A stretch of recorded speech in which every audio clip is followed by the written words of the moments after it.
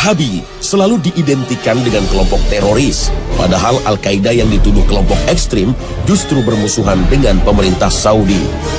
Para ulama Saudi yang dituduh Wahabi sesungguhnya ulama yang mengikuti prinsip salafus soleh, antara lain melarang umat Islam berunjuk rasa, apalagi memberontak kepada penguasa muslim. Sejarah Wahabi dalam versi lain banyak diteliti oleh para ilmuwan seperti Hanif James Oliver dan Nathanael DeLong Bass dari Georgetown University, Amerika Serikat.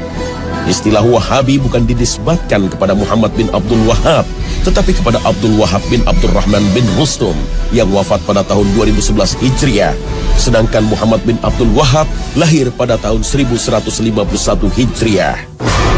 Kelompok ini begitu ekstrim terhadap para ulama ahli sunnah yang ajarannya banyak menyimpang. Isu Wahabi sengaja digulirkan oleh para imperialis seperti Inggris dan Perancis. Bahkan di Indonesia, imam bonjol yang mengobarkan perang Padri dituduh sebagai Wahabi karena dakwahnya membongkar kebiasaan kaum adat. Karena itulah Wahabi diisukan sebagai kelompok sesat. Kalau begitu, siapa sesungguhnya Muhammad bin Abdul Wahab? Muhammad bin Abdul Wahab bin Sulaiman bin Ali bin Muhammad bin Ahmad bin Rashid bin Barra bin Mushrif At-Tamimi lahir pada tahun 1694 Masehi di kota Uyainiyah yang masih masuk wilayah Najd sebelah barat kota Riyadh. Beliau banyak belajar fikih mazhab Hambali dan sangat tertarik mempelajari kitab-kitab Syekhul Islam Ibnu Taimiyah dan muridnya Ibnul Qayyim rahimahullah. Di Madinah, beliau berguru kepada Asy-Syaikh Abdullah bin Ibrahim bin Saif An-Najdi dan Asy-Syaikh Muhammad Hayah bin Ibrahim As-Sindi. Dalam dakwahnya, Muhammad bin Abdul Wahab sangat mementingkan masalah akidah yang lurus untuk membebaskan umat Islam dari syirik, bid'ah, dan khurafat. Pada saat itu, kuburan sahabat Nabi banyak dikeramatkan, diagungkan, bahkan dijadikan tempat untuk meminta-minta. Karena dakwah inilah, beliau selalu menjadi sasaran pembunuhan. Meskipun sempat terusir dari kawasan Uyainiyah, Syekh Muhammad bin Abdul Wahab tak pernah berhenti untuk berdakwah. Pada masa itu, pada abad 12 Hijriah atau abad 17 Masehi, kehidupan politik di Jazirah Arab berada dalam kekacauan. Perebutan kekuasaan sering terjadi di antara para kabilah, sementara kekuasaan Khalifah Turki Utsmani makin melemah setelah Perang Dunia Kedua. Para penguasa yang hidup saat itu menindas rakyat dengan upeti. Karena itulah mereka sangat terganggu dengan dakwah ulama yang berani dan lurus, termasuk yang dilakukan Syekh Muhammad bin Abdul Wahab. Dari sisi agama, kehidupan umat Islam banyak yang menyimpang dari ajaran Islam. Merebaknya praktek kesyirikan menjadi tantangan yang berat bagi para ulama. Beruntung, dakwah Muhammad bin Abdul Wahab mendapat dukungan Abdul Aziz bin Saud, pendiri kerajaan Saudi, hingga mampu memberantas kesyirikan dan menegakkan ajaran tauhid.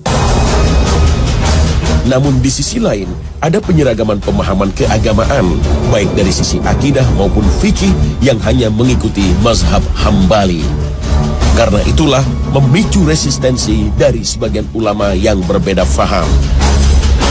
Fitnah atau bencana yang menimpa umat Islam sudah diisyaratkan oleh Rasulullah SAW dari Abdullah bin Umar. Nabi berdiri di samping mimbar dan bersabda, fitnah di sini dari arah munculnya tanduk setan atau tanduk matahari. Hadis riwayat Bukhari Muslim. Yang dimaksud tanduk setan berada di sebelah timur Madinah, yaitu Najd. Secara bahasa, Najd adalah dataran tinggi, yaitu kawasan yang berada di Irak dan sekitarnya. Tapi ada yang mengartikan Najd adalah tempat kelahiran Syekh Muhammad bin Abdul Wahab dari Bani Tamim yang dituduh membawa bencana perpecahan pada umat Islam. Namun sejatinya dalam berbagai hadis Rasulullah SAW menyatakan bahwa Bani Tamim merupakan keturunan Nabi Ismail yang dicintai oleh Rasulullah. Diriwayatkan dari Abu Hurairah, dia berkata, saya akan senantiasa mencintai Bani Tamim karena 3 hal yang pernah saya mendengar dari Rasulullah tentang mereka. Pertama, saya pernah mendengar Rasulullah SAW bersabda, mereka Bani Tamim adalah umatku yang paling gigih melawan Dajjal. Kedua, ada seorang tawanan perempuan dari Bani Tamim di rumah Aisyah. Kemudian Rasulullah bersabda, hai Aisyah, bebaskanlah ia karena ia adalah keturunan Ismail. Ketiga, Rasulullah SAW pernah bersabda ketika ada zakat dari Bani Tamim, "Ini adalah zakat kaum kami." Hadis riwayat Bukhari. Namun, dalam hadis lain Rasulullah juga menyatakan dari kalangan Bani Tamim akan muncul kelompok yang membawa bencana bagi umat Islam. Kelompok ini disebut Khawarij, yang mudah mengkafirkan kaum muslim, bahkan tidak segan membunuhnya karena berbeda faham. Diriwayatkan dari Abu Sa'id Al-Khudri radhiyallahu anhu berkata, ketika kami sedang bersama Rasulullah sallallahu alaihi wasallam yang sedang membagi-bagikan pembagian harta, datang Zulhuwaisyrah, seorang laki-laki dari Bani Tamim, lalu berkata, "Wahai Rasulullah, tolong engkau berlaku adil." Maka beliau berkata, "Celaka kamu. Siapa yang bisa berbuat adil kalau aku saja tidak bisa berbuat adil? Sungguh kamu telah mengalami keburukan dan kerugian jika aku tidak berbuat adil." Kemudian Umar berkata, "Wahai Rasulullah, izinkan aku untuk memenggal batang lehernya."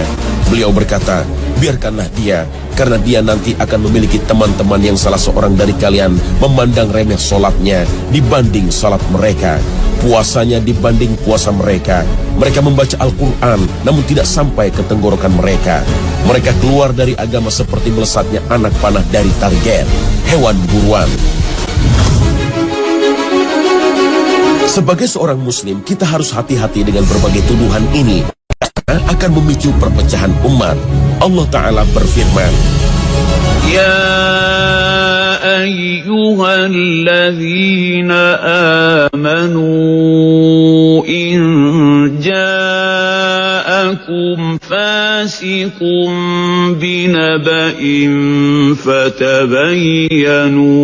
فتبينوا أن تصيبوا قوما بجهالة فتصبحوا نادمين.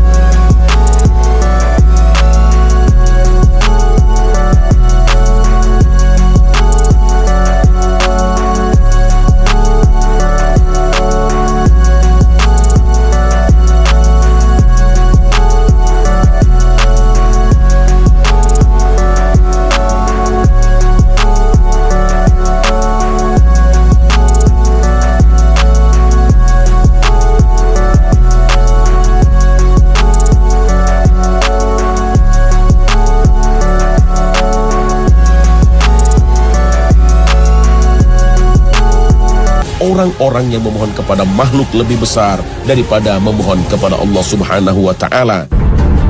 Fatwa ini pernah dipublikasikan oleh Universitas Imam Muhammad bin Saud Al-Islamiyah dalam pekan Syekh Muhammad bin Abdul Wahab. Dalam fatwanya, Syekh Muhammad bin Abdul Wahab juga menjelaskan dirinya tidak mengkafirkan seorang pun dari kalangan muslim yang melakukan dosa sebagaimana yang dilakukan kaum Khawarij. Beliau juga berpendapat wajib taat kepada para pemimpin muslim, baik yang bertindak adil maupun zalim, selama mereka tidak menyuruh kepada perbuatan maksiat.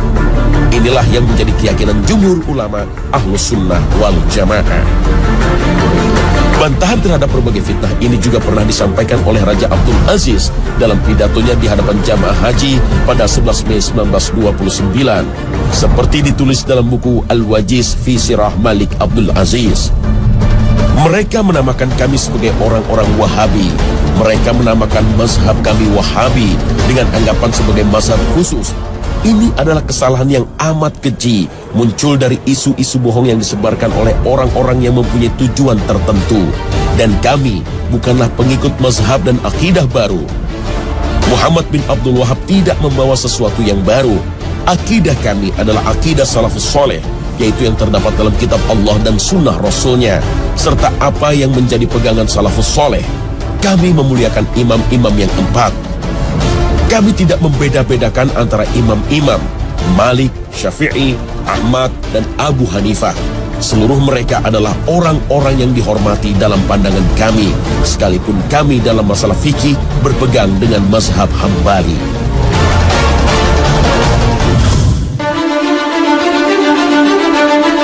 Istilah Wahabi bukanlah hal baru.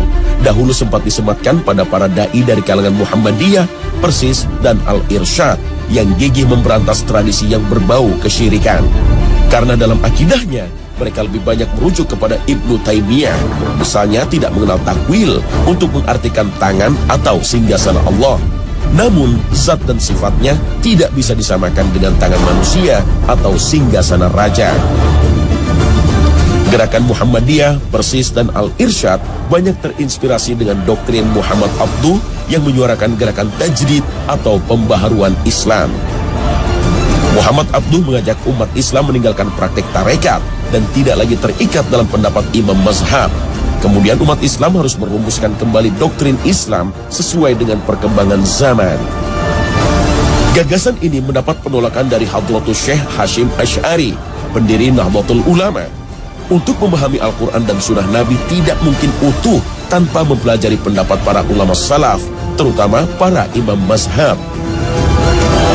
Hashim Asy'ari pun berpendapat tidak semua tradisi keagamaan dianggap menyimpang dari syariat Islam. Perbedaan faham ini sempat menyulut konflik sosial. Namun, seiring makin bijaknya para ulama, mereka tidak lagi mempersoalkan masalah khilafiyah. Jika masih ada da'i-da'i yang bersikap ekstrim, sudah selayaknya kita menasihatinya dengan bijaksana, bukan melawannya dengan berbagai tuduhan keji. Doktrin Kiai Hashim Asy'ari sebenarnya seirama dengan pemahaman kaum salaf yang berusaha memahami ajaran Islam dengan merujuk pada Al-Quran dan Sunnah, berdasarkan pemahaman salafus sholih, yaitu 3 generasi awal, para sahabat, tabi'in, dan tabi'ut tabi'in, sebagaimana sabda Nabi bahwa mereka adalah generasi terbaik. Namun gerakan salaf yang berkembang di Indonesia mendapat stigma negatif sebagai kaum Wahabi. Mereka dituduh tidak bisa berkompromi dengan masalah bid'ah dan tradisi keagamaan yang tidak pernah dicontohkan oleh generasi salafus soleh.